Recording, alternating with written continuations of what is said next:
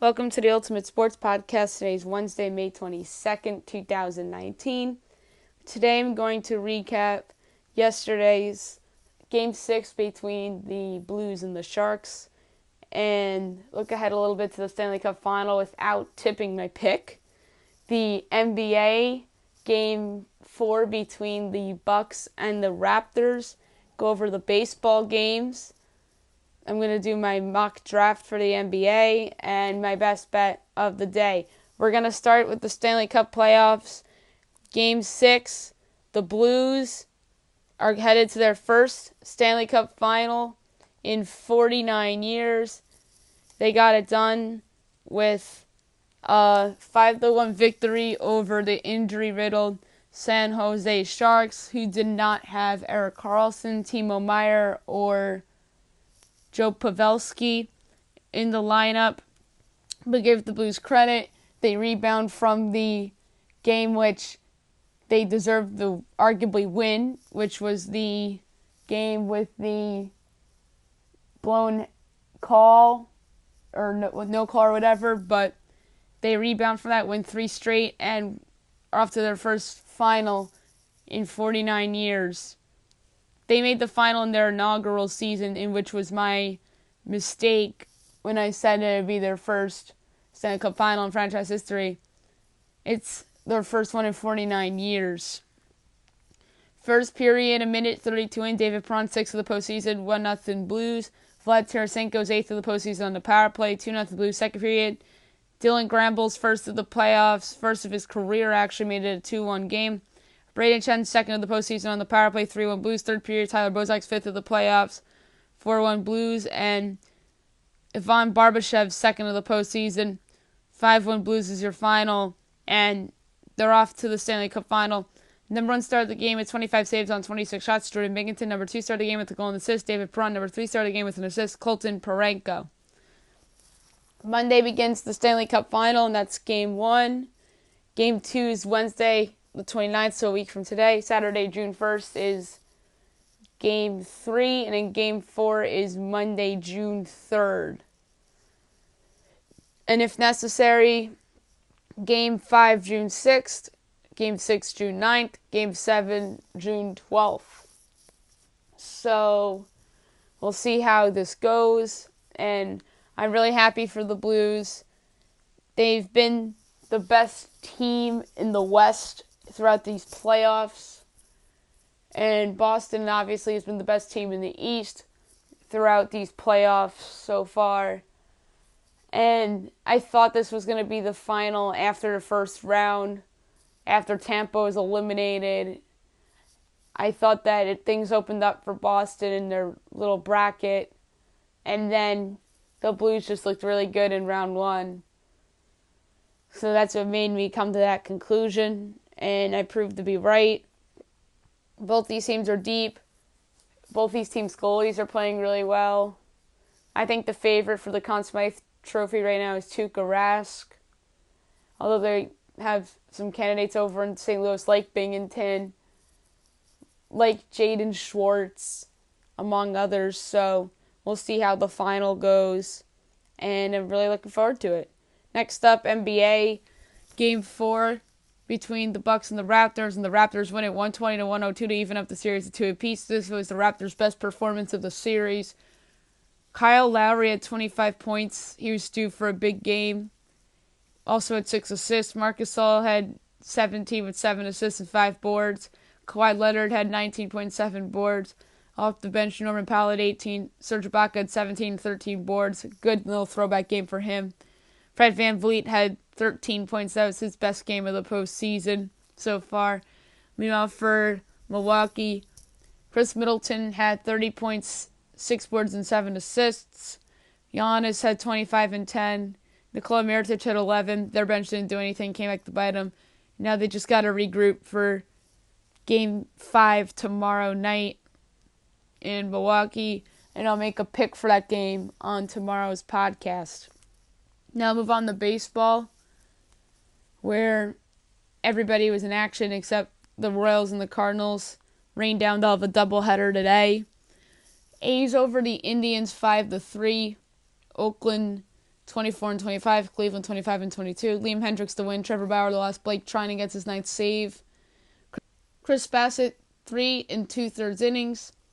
3 hits, 3 runs, 6 walks, 6 strikeouts, ERA 2.48. Trevor Bauer 6 innings, 4 hits, 4 runs, 4 walks, 5 strikeouts, ERA 3.95. He has not pitched well lately.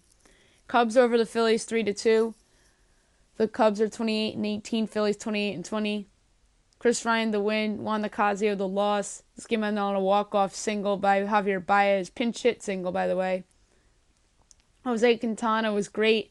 6 innings, 2 hits, no earned runs, 3 walks, 4 strikeouts, ERA 3.3. Zach Eflin was good too. 6 innings, 6 hits, an earned run, 4 walks, 2 strikeouts, ERA 2.76. Yankees over the Orioles 11-4. The Yanks are 30-17. Baltimore is 15-33. Domingo Germán the win. David Hess the loss. David Hale gets the save. Germán 5 innings, 5 hits, 2 earned runs, a walk, and 5 strikeouts, ERA 2.6.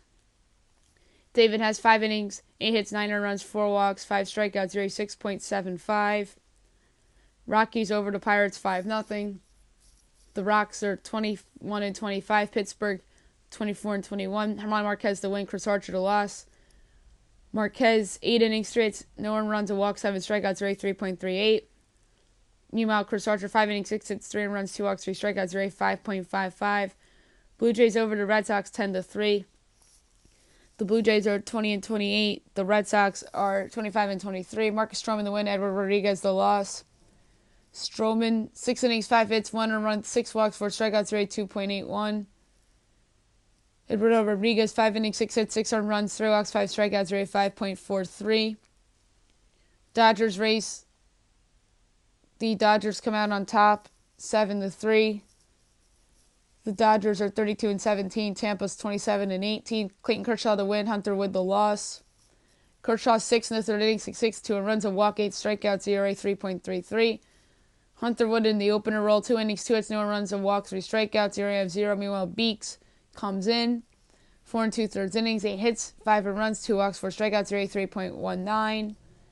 Marlins over the Tigers 5-4-11. The Marlins are 14-31. That's 4 straight wins for them.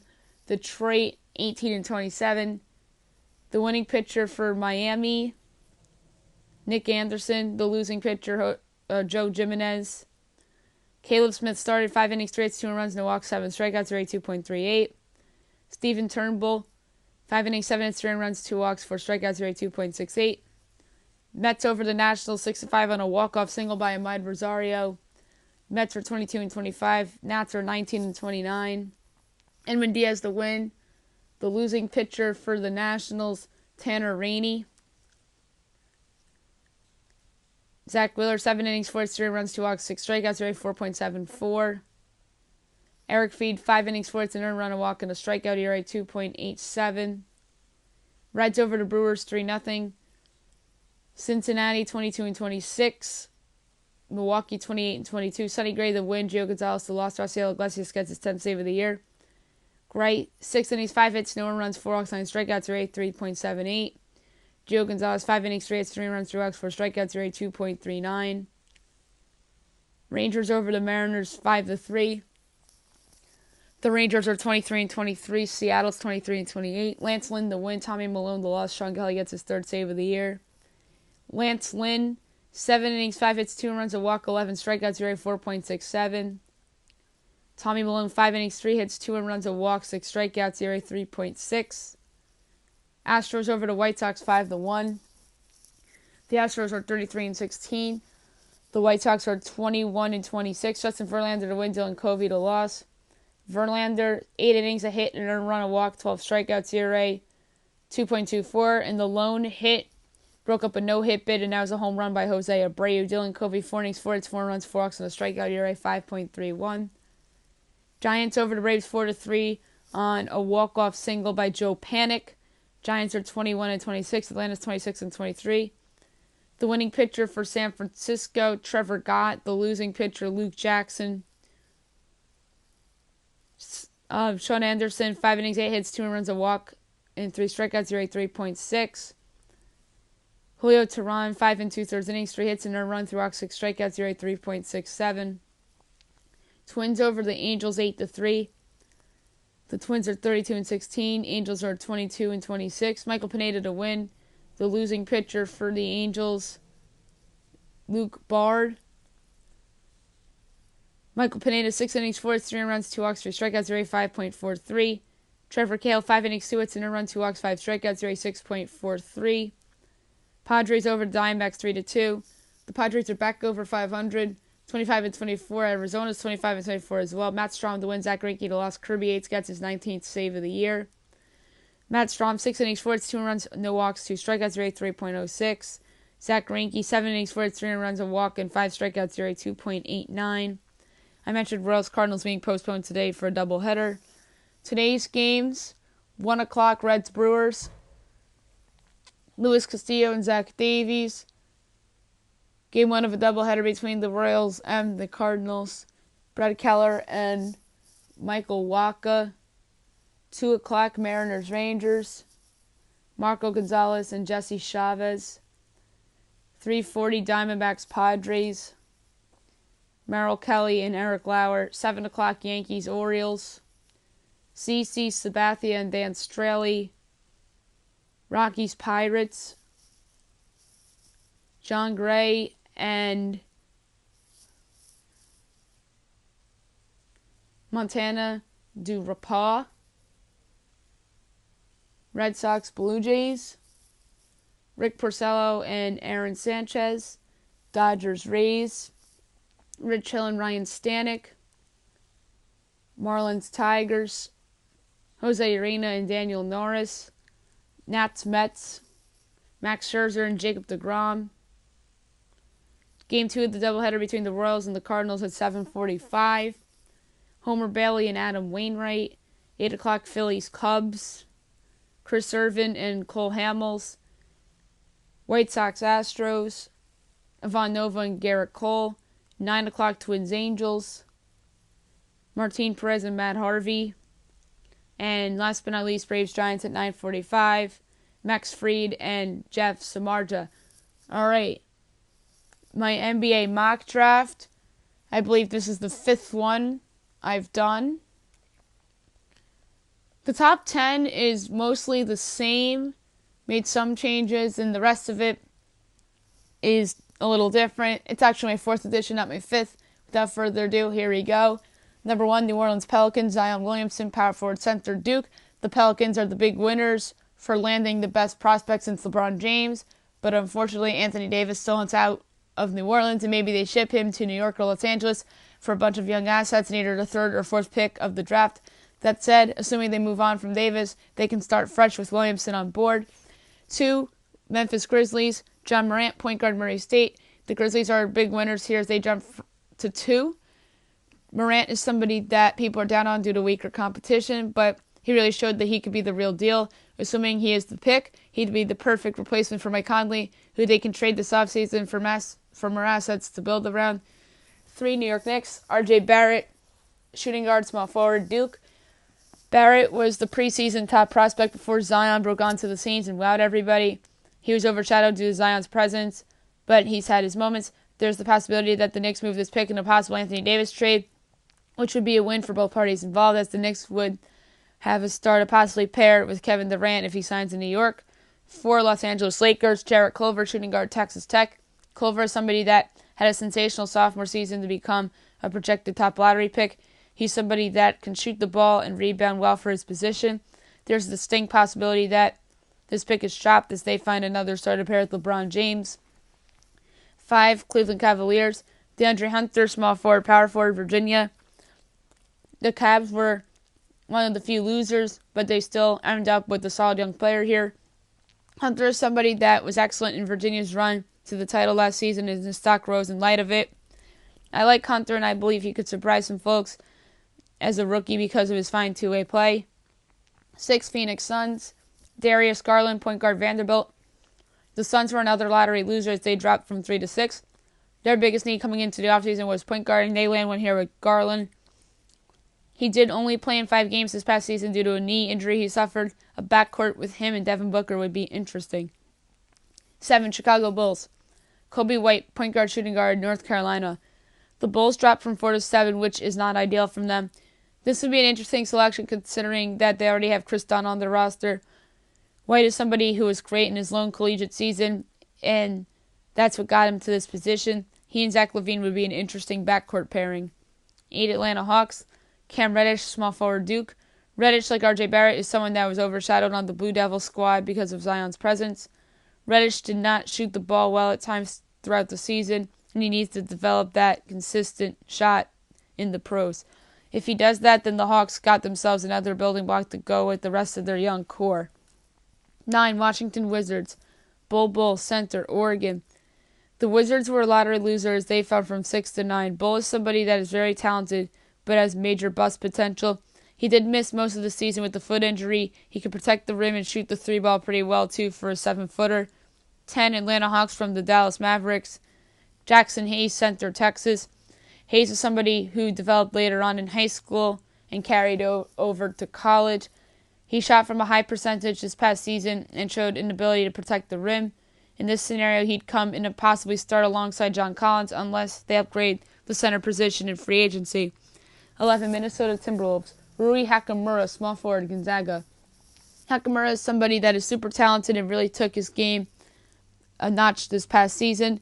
The buzz at the Combine was that very little chance Hachimura slips out of the lottery, with Minnesota generally thought to be a soft landing spot for him. 12 Charlotte Hornets, Kevin Porter Jr., shooting guard, USC. Porter is somebody that is a lottery talent that could very well drop into the 20s due to injuries and suspension he had in college. If Porter lives up to expectations he was given before college, the Hornets could be getting themselves a player. 13 Miami Heat, Sekou Doumbouya, small forward, shooting guard, France. Doumbouya is somebody that showed a good jump shot and quality defense play too. The defensive side needs to be more proven once he's in the league full time. He's somebody that will probably be a bench player for Miami that could see G League time if he needs more development time. 14 Boston Celtics from the Sacramento Kings via Philadelphia 76ers. PJ Washington, power forward, Kentucky. The Celtics have some options here as they could trade the pick for something else or just simply take who they feel is the best player available as they face a critical offseason. Washington is somebody that has the talent of a lottery pick with his ability to stretch the floor.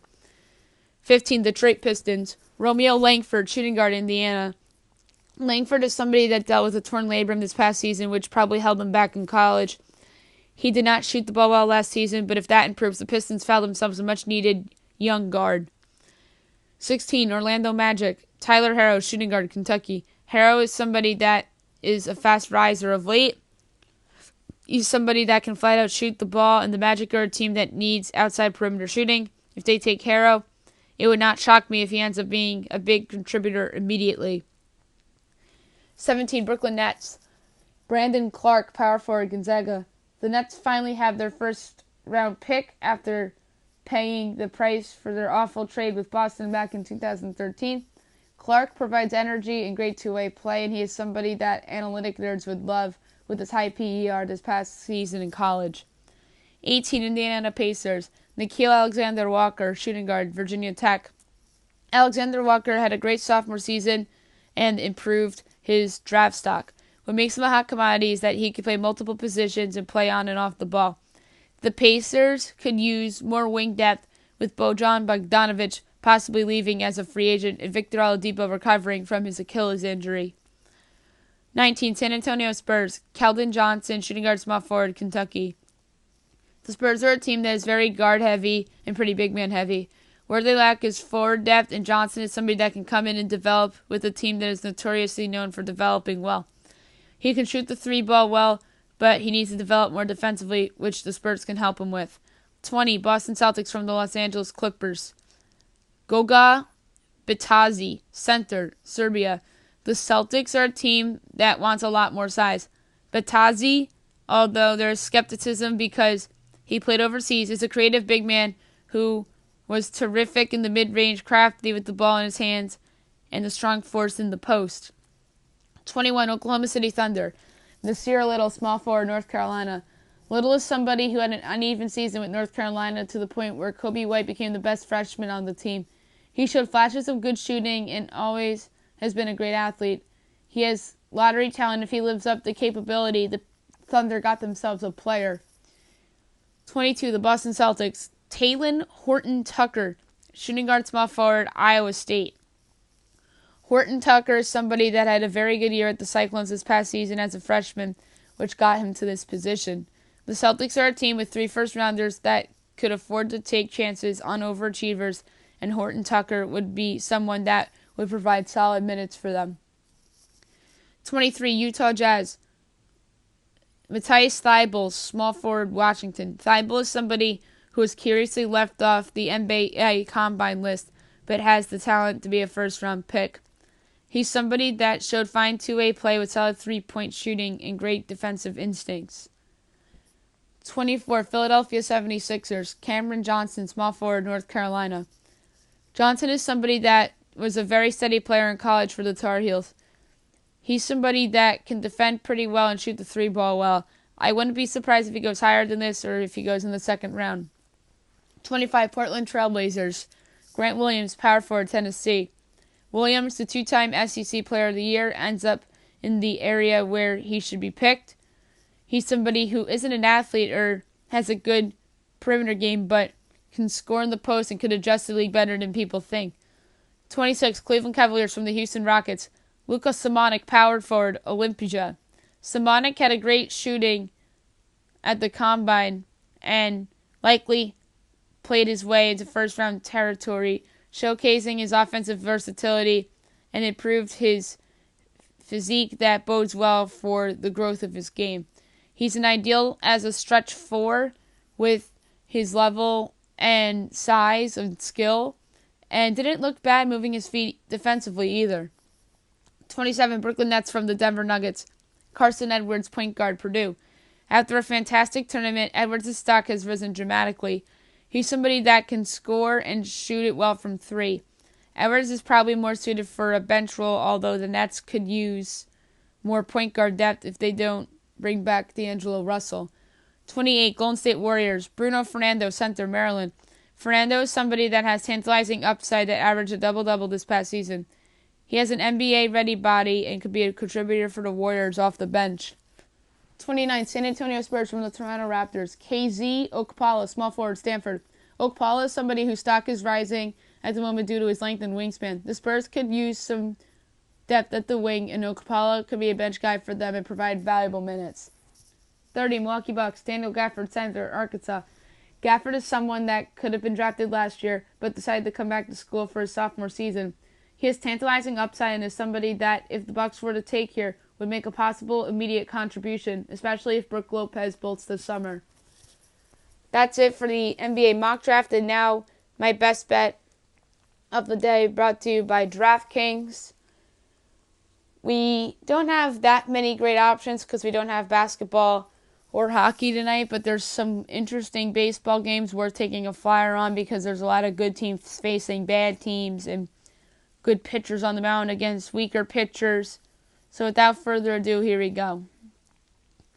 We're going to go with the Cardinals in Game 1 of their doubleheader. We're going to go with the Yankees. We're going to go with the Dodgers. We're going to go with the Cardinals again in their second doubleheader game.